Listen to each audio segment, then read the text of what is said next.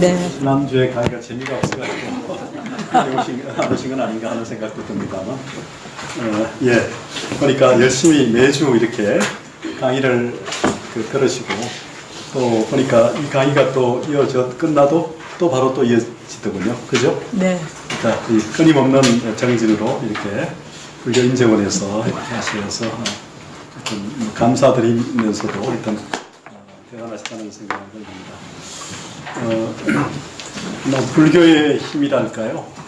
아마 우리 전통의 힘이라고 하는 것은 아마 끊이지 않는 어떤 누적된, 지속되는 어떤 그런 것이 아닌가 하는 생각이 들고, 때침이라는 것도 가끔 결국 어떤 이 순간이 그 뿐과 만이라는 말을 저는 가끔 쓰는데, 우리가 뭐 흔히 그 팔정도에서 정념할 때 그 염이라는 사티, 어웨니스, 마인드풀니스 할 때 그 염도 결국 지금 이 순간에 충실한 것이기도 하면서 동시에 그게 일상의 경계에서 부딪혔을 때도 그 순간의 상태가 지속될 수 있느냐, 오직 그것만 생각하고 이렇게 갈 수 있느냐는 문제하고 관련될 텐데, 어떻게 지속시킬 것이냐 하는 문제가 결국 가장 중요하고도 어려운 문제 아니겠습니까? 자기와의 싸움이라는 게 결국 그 순간, 그 어떤 활짝 끼었던 그 순간의 지속이랄까요?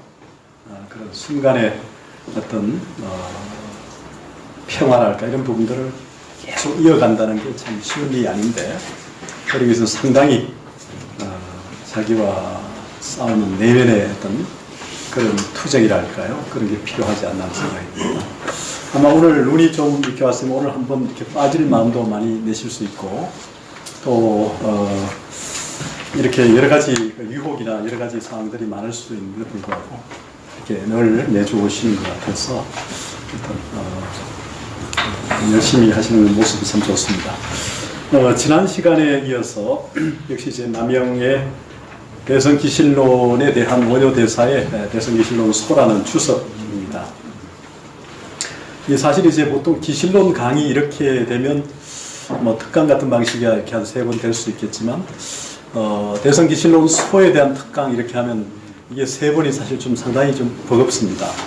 이게 소는 논을 전제로 하는 건데, 이걸 3번이라고 하다 보니까 이걸 어디까지 얼마나 어떻게 다뤄야 될지를 사실 많이 고민하게 되더라고요. 그래서 이게 원전을 읽어 나가면 차라리 편할 수도 있는데 그게 아니고 3번 내에 얼마만큼 얘기를 할 수 있을까 하는 생각도 동시에 들면서 여러 차례 기실론과 소를 봤으면서도 이 주어진 시간 내 요령 있게 어떻게 전달할 수 있을까 이런 고민을 사실 많이 하게 되더군요. 여러분들은 또 굉장히 많이 공부를 해오신 분들이신 것 같고, 그래서 어떻게 하면 이 시간을 의미 있게 보낼 수 있을까 하는 생각도 좀 했습니다. 지난 시간에 기실론에 대한 전반적 얘기를 좀 대강 했습니다만은, 오늘하고 이제 다음 1월 8일은 기실론 소에 대한 얘기를 함께 얘기를 해 가야 되는데, 아시다시피 기실론을 한번 읽으신 분 한번 손 들어 보십시오. 기실론을 읽으신 분. 예, 기실론 소를 읽으신 분. 예, 알겠습니다. 예, 아마 여러분들이 계시는 것 같은데, 이렇게 오늘 이제 원효대사의 기실론 소를 보면 되게 불교 철학자, 불교학자들의 저술들, 전통적으로 불교 논서의 특징이기도 합니다만은, 되게 이제 이름을 대성기실론이면 대자가 무엇이고 성자가 무엇이고 기신이 무엇이고 논이 무엇이고 이렇게 제목 이름에 대한 풀이가 항상 들어갑니다. 석제명. 근데 그 이전에 우리 지난번에 그 분과표를 지난주에도 제가 드렸고 오늘도 좀 확장해서 좀 같이 드렸는데, 대성기실론의 그 분과표를 잠깐 다시 한번 보시면요, 구조가 오늘 내드린 그 표도 역시 분과표 사이에 제가 좀 내용을 집어넣는 방식으로 같으면 문제가 없습니다. 크게는 이제 대성기실론이 지금 진제번역본은 한 권으로 되어 있고요, 실찬안타 신역본도 한 권으로 되어 있습니다. 이제 원효대사 주석은 이제 2권으로 되어 있는데, 이게 우리가 이제 소기회본, 그러니까 별기라고 하는 조금 젊은 시절 작품은 기실론 전체를 다 다룬 건 아닙니다. 근데 그게 이제 별기가 한 권 이렇게 돼 있고, 그 다음에 이제 소가 2권으로 되어 있는데 이걸 합본하면서 상하로 나누니까 총 6권이 된 겁니다. 권 6이 되는데 현재 이제 이 구조는 소기 해본을 근거로 하면서 일단 기본적인 목차는 원효의 대성기실론 소 이전에 대성기실론 마명의 분과인데요. 처음에 보시면 종지의 몸체를 드러내는 표종체가 있고요. 그러니까 이제 그 원효 대사가 파악하는 방식들이기도 한데 그 종체를 드러내는 부분, 두 번째가 제목을 풀이하는 석제명이 있고요. 세 번째가 글에 의해서 뜻을 나타낸다는 의문현이 이 세 가지가 있습니다.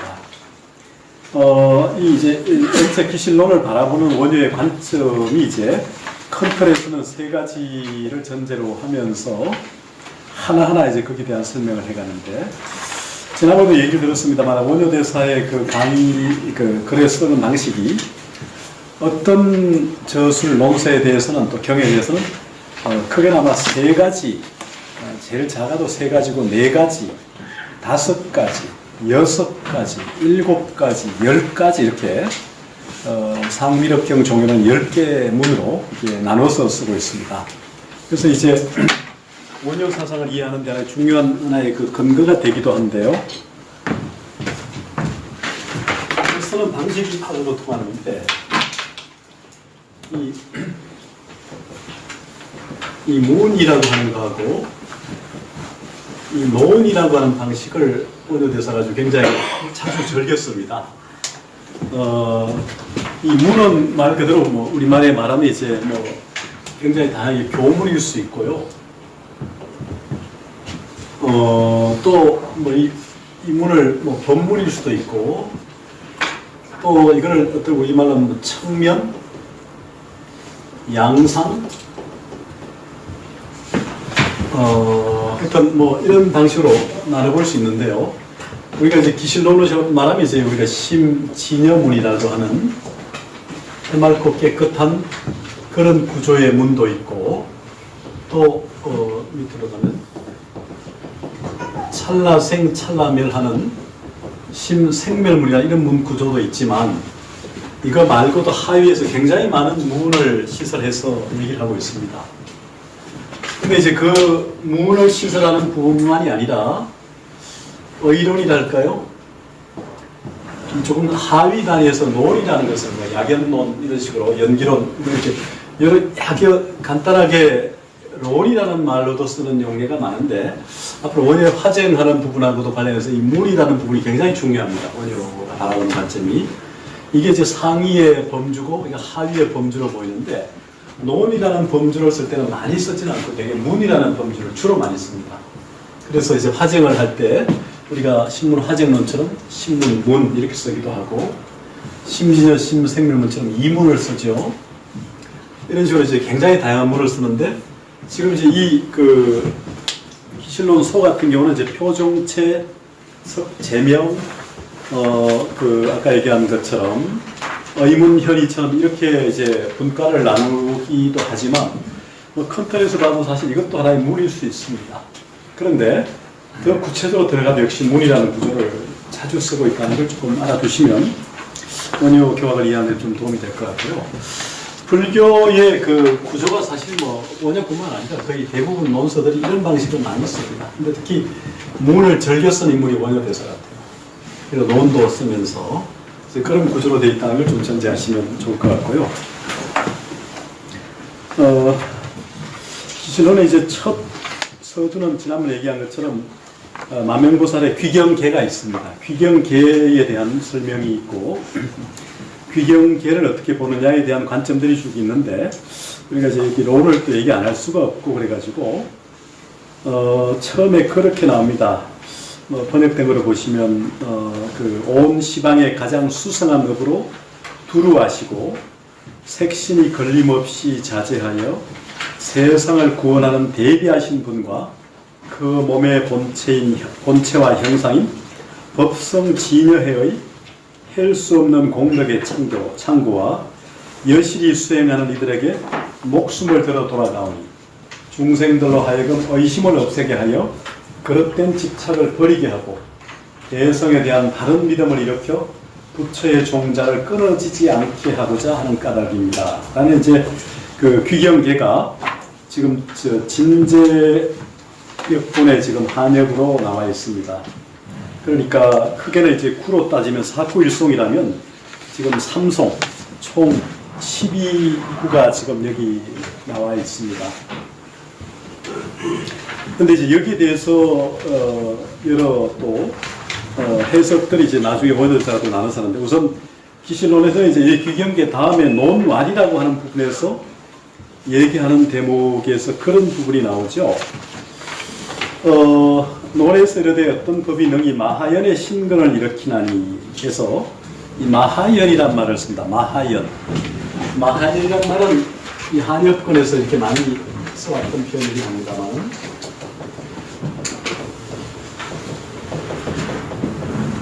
이게 이제 마하야나의 어명입니다. 마하연. 최춘 선생이 그 봉황사의 지정목사 비에 보면 우리나라의 처음에, 그러니까 우리가 불교를 받아들였을 때 초기에는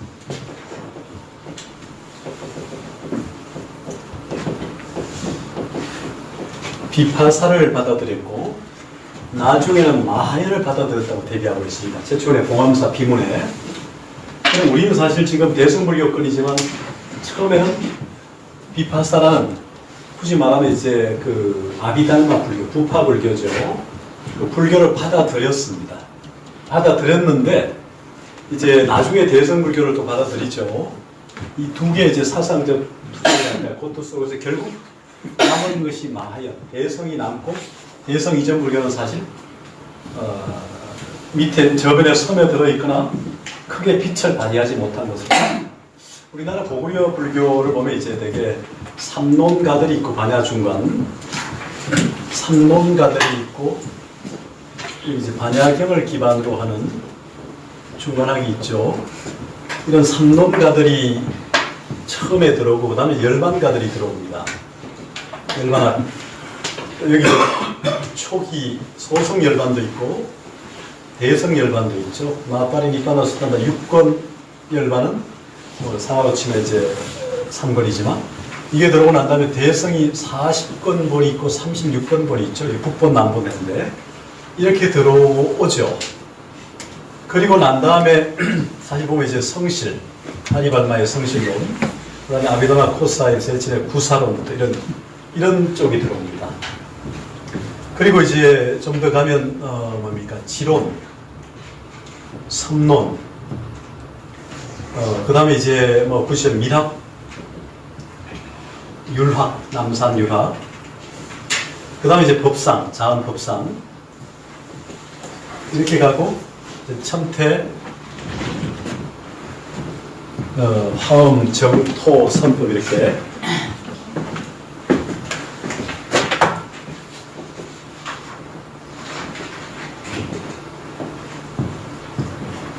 그러면 하나, 둘, 셋, 넷, 다섯, 여섯, 일곱, 여덟, 아홉, 구종이 되죠. 사실 이거는 뭐냐면 구학입니다.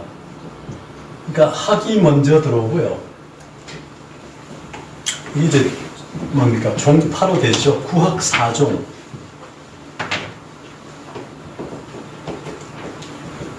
학종인데, 지식인들은 원래 신의 행정 믿고 이해하고 수행하고 정득하지만, 사실 지식인들은 뭡니까? 믿음 이전에 이 사량 분별로 이해가 되어야, 논리적 정합성이 있어야 받아들이잖아요. 그러니까 사실 학이 먼저 들어온 거예요.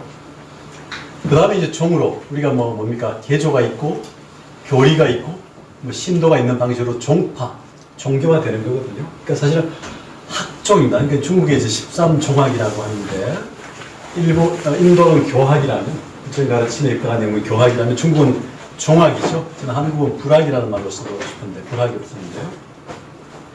인도의 교학, 중국의 종학, 한국의 불학이라는 의미로.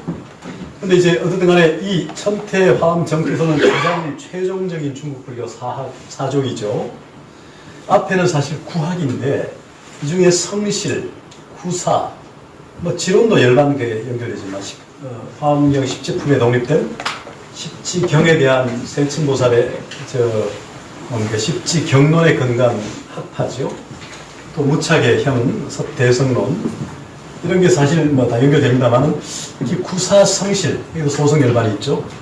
그러니까 초기에는 사실 성실이나 구사와 같은 부파불교, 달리 말하면 비바사가 우리나라에 들어왔던 겁니다. 그 예는 우리가 또 우리의 지황이라고 하는 학생이 있고, 지황. 설제 유부의 대학자이고 또 뭐 삼론 이전에 삼론과 성실이 사실은 성실이 대성으로 잠시 분류되다가 우리나라 고구려 성랑대사에서 소성으로 다시 사성제 육법 중심의 논리라는 것이 밝혀져서 소성으로 바뀝니다만 성실종이 아주 성했어요. 우리나라도 고구려 때 백제도 그렇습니다. 백제 성실하게 대가는 뭡니까? 누구죠? 그 성실론소 16권을 일본에 가서 썼던 법장인가? 이런 인물이 있고요. 또 구사 같은 경우도 상당히 성했습니다. 구사도. 그래가지고 초기에는 나름대로 초기라 해봐야만 4세기, 5세기 정도. 이건 중국도 마찬가지입니다. 그렇게 그때 시대의 불교가 사실 그런 불교가 성했기 때문에 그렇고 나중에 이제 대성불교가 본격화되는 시점으로 치면 사실 뭐 지론, 선론 이런 게 들어오면서죠.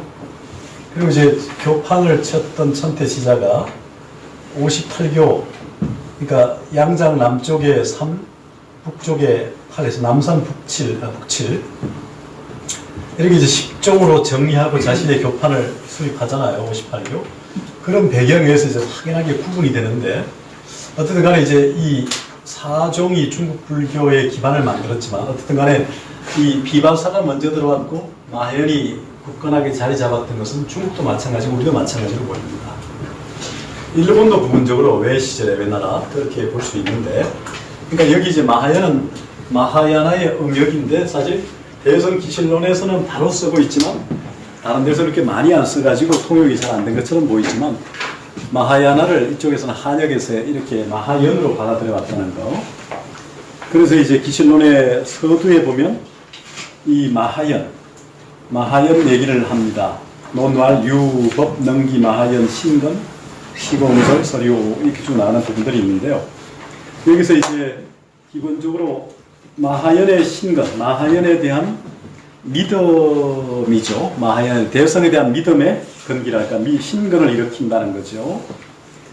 그 때문에 이제 거기는 5가지 부분이 있다 얘기하면 첫째가 이제 인연분, 둘째가 입이분, 셋째가 해석분, 넷째가 수행 신신분, 다섯째가 권수 이분. 이게 이제 기실론의 그 분과죠. 사실 상위에서 여기에 대해서 이제 원효 대사는 항상 글을 쓸 때마다 이 논이나 경에서 말하고자 하는 바가 뭔가 이걸 먼저 밝히는 게 바로 여기 말하는 이제 표종체.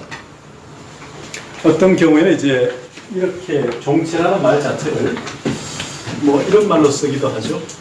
종치문 또는 대의문. 그러니까 앞에 종치 또는 대의를 밝히고 난 다음에 아까 석제명처럼 제목풀이 그 다음에 이제 수문석사처럼 뭐 글을 따라서 하나씩 풀이해 가는 뭐 이런 식으로 이제 쭉 가죠. 수문석사 그 다음 여기 이제 아까 석제명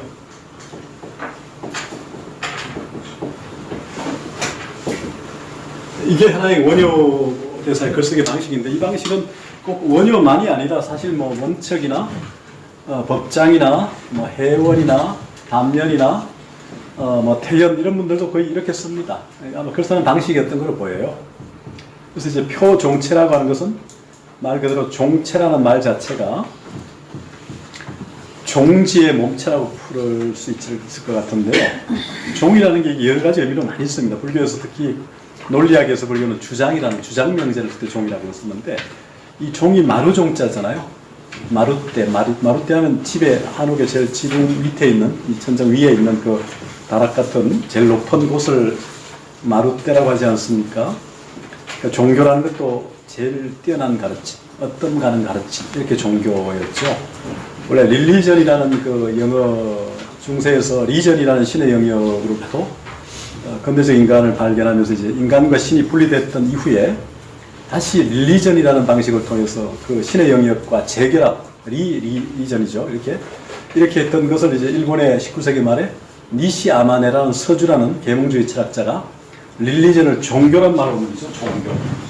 우리가 지금 아는 한자 수로들은요, 그렇지만요, 이 종교, 뭐 건축, 미술, 음악, 윤리, 이런 등등의 말들이요, 동양의 없던 말들입니다. 불교에는 종과 교가 따로 있긴 했죠. 이게 전부 일본이 19세기 말에 서주라고 하는 니시 아마네라고 하는 이 계몽주의 철학자 1880년 전후에 활동했는데 유럽에 유학 갔다 와서 이 서주라는 학자가 근대 서양의 여러 과학 기술을 동양의 한자를 빌어서 새롭게 번역한 개념들이에요. 이게 전부 다. 우리는 그걸 그대로 갖다 쓰는 겁니다. 우리가 쓰는 대부분의 말들이 일본에서 만든 말들이 굉장히 많아요. 특히 학술 용어가 많고 건축 용어. 우리가 뭡니까? 오야붕 이런 거, 십장 이런 등등의 건축이나 이런 데 이것도 마찬가지지만 학문 용어에도 굉장히 많이 일본 학자들이 번역한 용어를 쓰고 있다는 거죠, 우리가. 그래서 그걸 되게 잘 모르는 경우가 있는데, 최근에 한 4년, 5년 전에 우리 대학 교수님이 아마 일본에서 조어된 한자 사전을 냈죠. 그거 하나 구해봤는데 당대하던데요. 우리가 흔하게 쓰는 말들이 법률 용어나 여러 가지 용어들이 대부분 일본에서 만들어진 말들을 쓰고 있거든요. 그러니까 우리가 지금 만든 말들이 사실 별로 없어요. 일본이 아무래도 이제 훈독 중심으로 해왔기 때문에 번역하는데 훨씬 유리했을 수도 있는데 우리는 되게 음독을 주로 했기 때문에 어떤 간에 한번 그런 고민을 할 필요가 있습니다. 그래서 여기 말하는 종치문, 대의문 같은 이런 표현들이 원효대사가 많이 쓰는데 서두에 보면 이제 기실론을 자신이 어떻게 받는가를 살펴볼 수 있는 그런 대목이 바로 표종체라는 겁니다. 잠깐 한번 보겠습니다. 처음 종지의 몸체를 드러내는 것은 원효의 대의문, 정치문이 사실 뭡니까? 되게 지금 전부 사륙변례문으로 많이 되어 있거든요. 사륙변례문. 사륙변례문 들어보셨죠?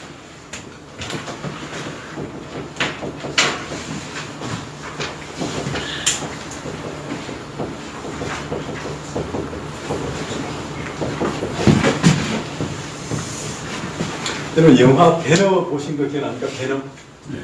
배너 어떻게 됩니까? 배너가 구조가 이게 보면 배너라고 하는 영화가 그렇잖아요.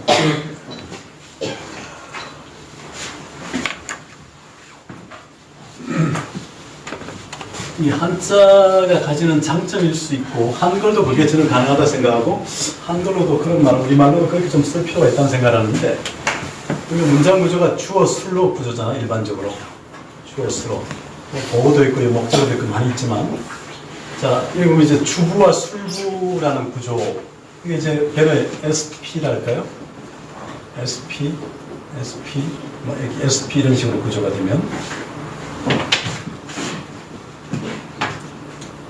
마치 이렇게 우리가 찰톤에서도 하고 열그린데가 이렇게 사람들을 그러니까 말을 타고 밀고 나갈 때 이렇게 가서 막 계속 달려가는 것처럼 주부 술부 이렇게 대비되는 거죠.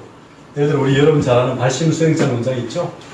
부재불재불이 장엄 정멸국은 어다구패 사욕고행에 중생의 윤회하탱물은 어무량세 탐욕구사 이렇게 문장이 병렬 구조로 가는 겁니다. 그러니까 밀고 당기면서 이렇게 가는 구조인데 이 문장이 아주 굉장히 화려하고 아름답죠. 이게 수당시대에 유행했던 문장이고 우리나라 신라도 유행했던 문장들인데 이런 문장이 아주 아름다운데 이런 문장을 주로 쓰는 사람이 원효인데요. 원척이나 태연이나 법장이나 이런 진제 같은 사람들 쓰면 이런 문장을 씁니다.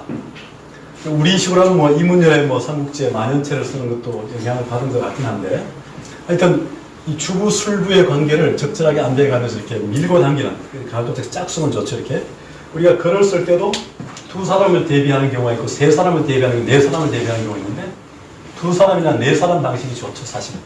묶어서 이렇게 같이 개별적인 둘도 가능하고 둘씩 묶어서도 가능하죠. 물론 세 사람 대비도 가능한데, 그러니까 그런 구조식으로 문장을 쓴단 말이죠. 여기도 마찬가지고 원어 문장이 주로 대의문, 종치문이 그런 모습이 많이 나타납니다. 앞에 명문장들이죠. 상당히 깊고 경우에 따라서 노자나 장자의 영향도 좀 보이고, 근데 그 시대는 뭐 하나의 지식인들이 보편적으로 봤던 하나의 고전이니까 저 대성의 몸체됨이 고요하여 적막하며 깊어서 거룩하다. 조금씩 이제 변화가 있긴 한데요.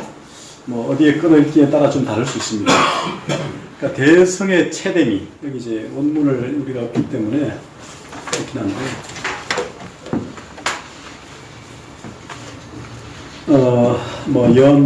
연부 대성지종체는 소원공적하고 다면충연이다, 이런 얘기를 하면서 현지우현지하니 기출만상지표이며 적지우적지하니 유제백가지다입니다. 이렇게 쭉 이런 식으로 문장을 씁니다. 이제 그런 식으로 쭉 쓰는데요. 저 대성의 몸체됨이 고요하여 적막하며 깊어서 거룩하다. 이 대성의 몸체가 깊고 또 깊지만 어찌 망상의 밖을 벗어나겠으며 고요하고 또 고요하나 오히려 백가의 말 속에 있다. 만상의 밖을 벗어나지 않았지만 다섯 눈으로 그 몸을 볼 수 없으며 백가의 말 속에 있지만 네 가지 변론으로도 그 모양을 말할 수 없다. 크다고 말하고 싶지만 안이 없는 것에 들어가도 남김이 없고, 작다고 말하고 싶지만 밖이 없는 것을 감싸고도 남음이 있다. 있음에 두려워하나 만물이 이 대성의 몸체를 타고 생기니 무엇이라고 말해야 될지 몰라 억지로 일컬어 대성이라 한다. 이제 굉장히 많은 내용을 사실 얘기하고 있어요. 그러면서도 굉장히 함축을 하고 있죠. 여기 이제 원효 문장의 종체문, 그러니까 이것도 있지만 여기 이제 그 이전의 문장을 꼬리를 잡고 맞물려가는 방식으로 이렇게, 그러니까 이제 뭐 SP 만약에 이렇게 됐으면 다시 여기서 말할 그 수로나 단어를 다시 맞물려서 쓰는데 1, 2, 3, 4 이렇게 되면 여기 그 다음 순서는 4부터 거꾸로 3, 2, 1 이런 식으로 우리가 글을 쓰죠. 앞에 그 맞물려 가서 이렇게 씁니다. 이렇게 가까운 걸 쪽으로 이렇게 이런 구조로 계속 쓰는데, 하여튼 그런 우리가 뭐 토론할 때 질문을 받으면 제일 나중에 한 사람이 기억이 잘 나니까 먼저 답변하는 순서하고 통할 수 있는데, 이런 방식으로 이제 글 씁니다. 글을 1, 2, 3, 4 해놓고 다시 1은 뭐고 이게 아니라 1, 2, 3, 4 해놓고 4는 뭐고 3은 뭐고 2는 뭐고 이런 식으로 이렇게도 쓰기도 하고 그런데요. 그래서 이제 대성의 체됨, 대성이 뭐냐가 계속 이제 문제가 될 겁니다. 대성이 이제 일심이기도 하고 진여이기도 하고 일각이기도 하고 뭐 본각이기도 하고 여러 가지 용어로 씁니다. 중도, 실제, 열방, 여러 가지 삼보. 어떤 의미에서 대성은, 여기서 대성은 우리가 이제 법학형식으로 말하면 소성에 상대되는 대성을 넘어선 일성이라는 의미도 있는데, 기신론에서는 대성은 사실 일성과 통하는 부분이 있죠. 기신론 구조에서 보면.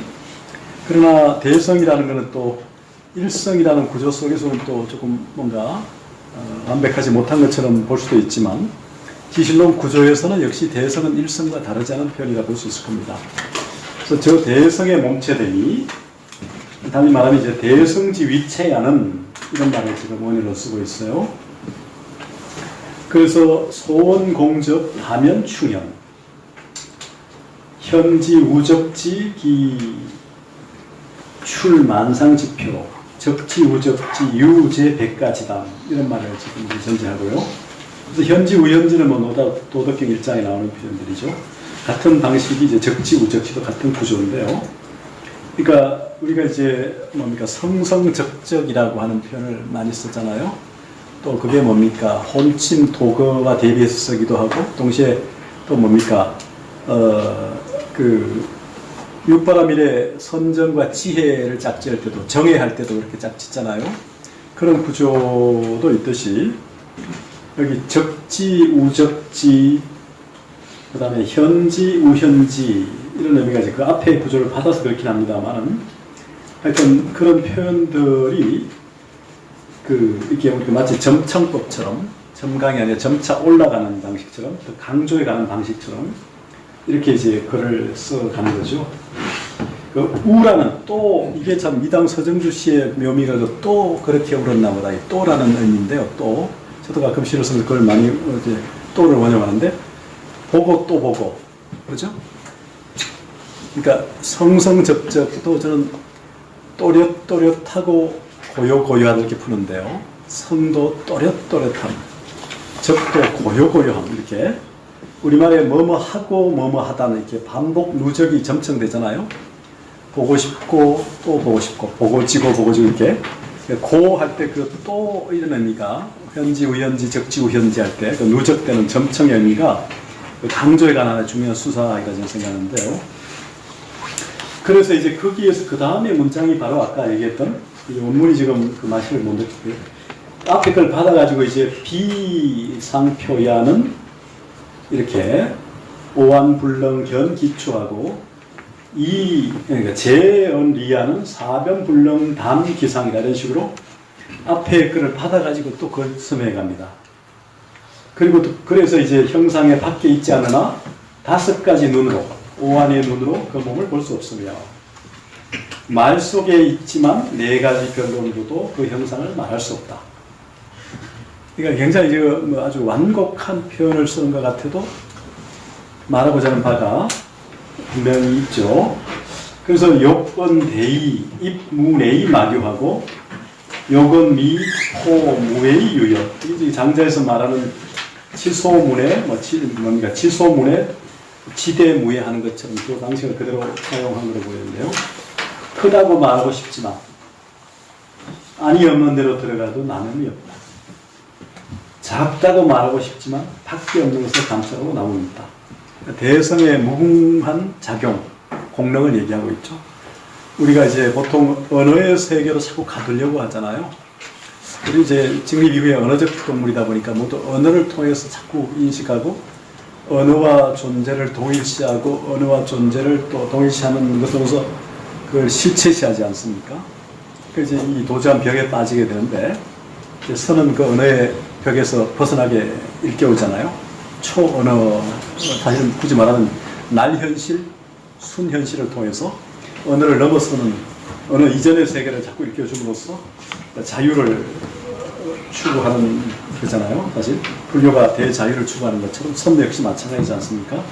그게 가장 큰 문제가 이제 언어잖아요. 언어 결국. 윤회도 우리가 업종자 말고도 명언종자에 언어종자가 있죠. 윤회 주체 중에 가장 중요한 게 언어종자와 업종자, 행위종자가 함께 있는 거죠. 그래서 이제 그런 것처럼 여기도 바로 이렇게 대성의 무궁한 공능을 지금 얘기하고 있습니다. 그래서 인지어유 일여 용지이고하고 획지여무 만물성지 이생하니 부지 하연지 강호 치위 대성, 이런 말씀입니다. 강호 억지로 말하자고 하니까 대성이란다. 오늘 또 억지로 말하자니까 일심이란다, 이런 표현을 쓴다는 거죠. 그것을 있는 것으로 이끌려고 하지만 일려가 그것을 써서 일려란 말을 쓰는데, 그래서 일려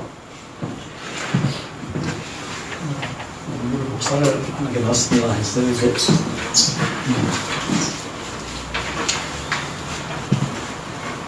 불교가 이제 항상 이 지금 원효에서 일려, 만물,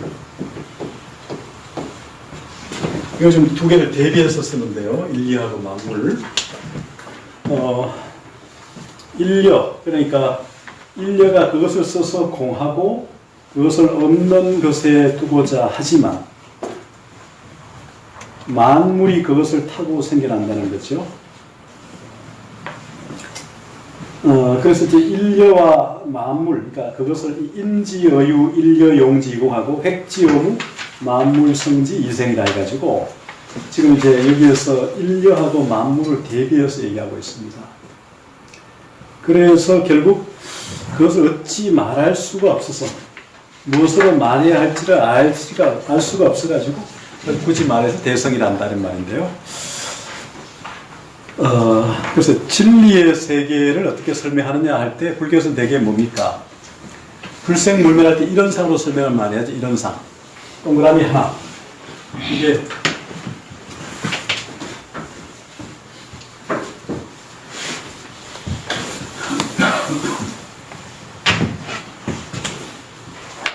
이 동그라미라는 의미로 굉장히 많이 얘기하잖아요. 우리가 아름답다. 아름답다는 말이 어디서 왔는지 아십니까? 아름답다. 아름답다의 어원이 뭔가 아세요? 아름답다. 원래 알답다입니다. 알. 에그. 알 있죠? 알. 알답다에서 아름답다가 나왔어요. 우리나라. 알이 뭡니까? 둥글잖아요. 둥근 것이 아름다운 거예요. 진리는 둥글죠, 사실. 태양이 둥글듯이. 비로자나 불도 법신대로 태양의 이미지가 있듯이 이렇게 둥근 것이 아름다운 거예요, 사실은요. 가장 균형이 있고, 완성이고, 꽉 찬 거죠. 가득 찬 거죠. 그러니까 알답다에서, 알도 같다. 알답다. 여기서 이제 아름답다가 나온 겁니다, 우리말에. 사실 진리라고 하는 것은 굳이 모양을 그릴 수 없잖아요. 우리가 성가기관에 그런 말 있죠. 율무로차니 정지고래도 소소영야야 부정생 뭡니까? 부정멸하며 부덕멸하며 명부덕 상부덕이라. 이런 붙일 수도 없고 모양 그릴 수도 없다는 얘기도 하고. 그러니까 진리라는 건 사실 이런 것도 필요 없죠. 이걸 잘 보면 이제 이게 굳이 말하면 불생불멸이잖아요. 잘 그리면 이제 끊어짐도 없는 불생불멸, 생도 없고 끊어짐이 없잖아요. 근데 이제 이게 불생불멸이 사실 우리가 말하는 진여잖아요. 기실론이 말하는 진여물이. 생멸이 찰나생 찰나멸하는 이게 이제 말 그대로 생멸물이죠. 우리 삶도 결국 이런 거 아니겠습니까? 불생불멸인 진여와 우리의 삶인 생멸이 함께 공존하는 거잖아요. 이게 우리가 이제 원효대사든 뭐다 일심이라는 거, 일심. 한 마음이라는 거. 이게 지금 대성이잖아요. 대성. 이게 지금 진여입니다. 여러 가지 표현을 쓰고 있죠. 근데 이제 이런 상으로 일심이 만약에 표현된다면 저는 여기 이제 구심, 여기 이걸 저는 일심 지원으로 보는데요. 사실 일심 안에는 일심 지원이 담겨 있어요. 또 이 점 하나로부터 우리가 뭡니까? 무수한 선들의 반복, 점들의 연속이 선들의 반복으로서 이렇게 입체, 면의 입체까지 가지 않습니까? 이 일심 지원이라고 하는 여기 이게 사실 저는 이제 제9 아마라식으로 봅니다. 제9 아마라식. 자성청정심이죠. 금강산맥은 본각일 수도 있고, 이 부처의 이 불지잖아요. 불지. 부처의 지. 불심. 부처님의 마음이죠. 여기로부터 사실 다 나온 거예요. 일심은 바로 중생심이잖아요. 중생심. 일심은 사실 중생심이죠. 근데 좀 더 구체적으로 들어가면 사실 뭡니까? 구심으로 들어가면 일심 지원해서 일심이 만들어지는 거죠, 사실은. 불지, 불심. 우리가 내면에 있는 뭐 불심, 불지가 사실은 저 원심으로 뻗어나가면 일심으로 이렇게 구현되는 거 아닐까요? 그래서 저는 이제 이런 표현을 쓰는데, 이게 일심이라는 표현을 그대로 쓰는데, 제가 지난번부터 그저 얘기한 것 같아요, 이렇게. 내가 있다는 유아의 작은 마음이 조금 더 커지면 내가 없다는 무아의 이게 작은 마음. 내가 없다는 인식이 되면 큰 마음으로 가죠. 근데 이게 끝이 아니라 내가 있다 없다를 넘어서는 대야. 이제 말하면 진화죠, 진화. 진화의 마하트마. 진화의 마음이 더 큰 마음이 있죠. 더 큰 마음. 그러니까 중생은 일심이 다중생이 있고 일심이 중생심인데 저 부처와 같은 큰 마음이 될 수도 있고 나라는 에고 중심의 작은 마음을 가진 존재일 수도 있어요. 그러니까 이게 하나의 이런 상이라고 하는 일심 안에 작은 나와 큰 나와 더 큰 나가 다 있는 거예요. 이게 더 큰 나로 확장된 사람도 있겠지만 아직은 작은 나에 머문 사람도 있고 조금 큰 나라로 가는 사람도 있겠죠.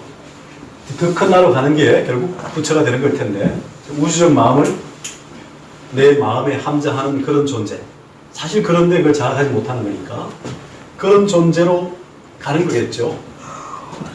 그러니까 여기 구심이라고 하는 일심 지원, 제가 말하신 여기에서 이제 뻗어 나온 일심인데, 이거 다시 이렇게 수렴, 이게 굳이 말하면 이제 수렴이고 엉축이겠죠.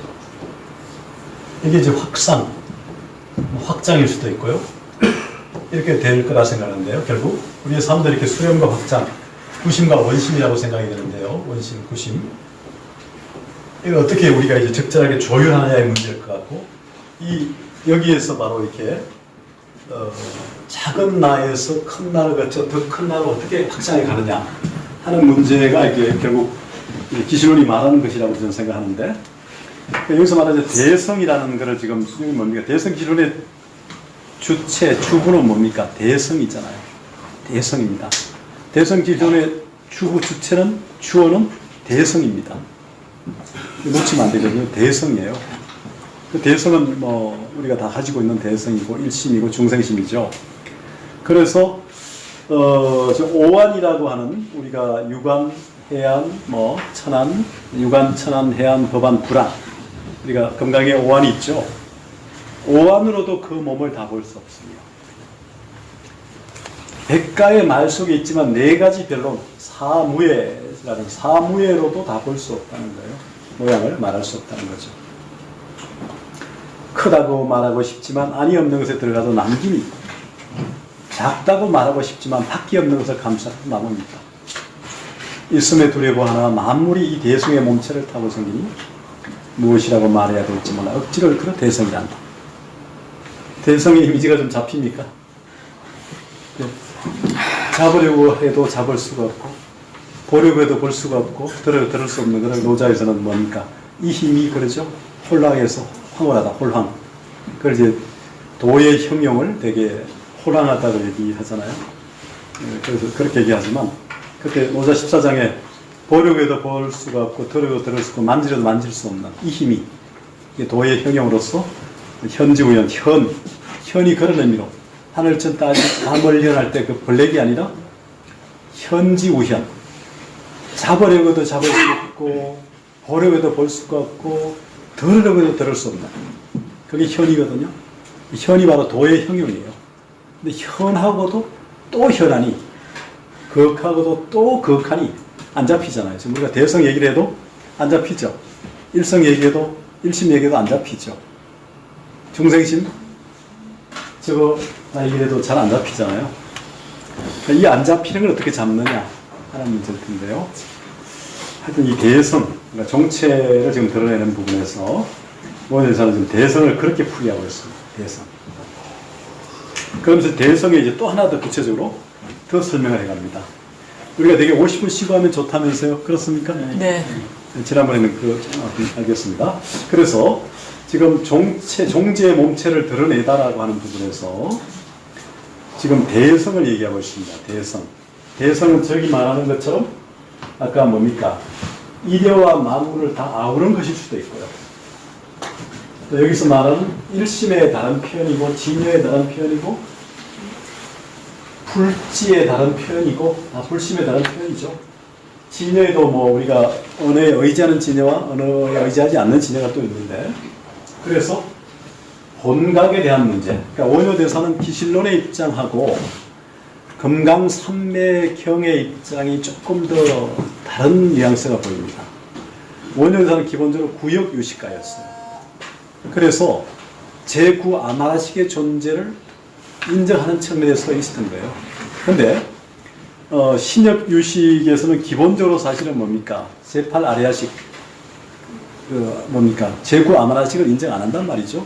굳이 말하면 제8 아레아식의 청정한 부분으로 설명이 가능한데 왜 따로 제9 아마라식을 설정하느냐 바깥에 이렇게 보는 입장이죠. 기본적으로 좀 예외가 있어도 사람들마다 그런 입장인데, 원효는 체는 제8 아레아식과 동일하다 하더라도 그 뜻은 제9 아마라식과 통한다고 열어둡니다. 이런 대목이 이제 원효대사에 보이는데, 그런데 금강산매경에 또는 론에 가면요. 제9 안마라식을 인정해요.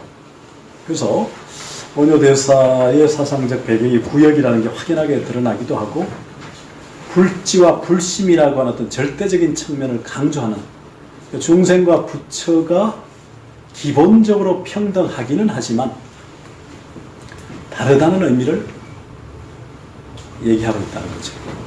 그런 식으로 말하면 제9 아마라식의 존재를 인정하는 것이고 굳이 말하면 이제 퇴계식으로 말하면 이게 이원론적인 리의 절대성을 얘기하는 측면 같고요. 성철 선사식으로 얘기하는 뭡니까? 돈수를 얘기하는 입장으로 성토한다 생각합니다. 진울의 도노 점수나 율곡의 이통 기국하고 좀 다른 보다 어떤 율곡을 퇴계를 순수한 유학자, 순유를 하는 것처럼 아주 순수한 불자, 순불이라 할 수 있는 정도로 원효나 성철, 퇴계 이런 분들은 그렇게 통하는 것 같고 이쪽은 진울, 율곡 이런 부분하고는 조금 결이 다른 이제 그런 부분이 있는 것 같아요. 이건 이제 나중에 이기론 문제하고 통한다고 생각합니다. 우선 10분을 쉬었다가 하시면 좋겠다 하시니까 조금 쉬었다 하겠습니다. 예.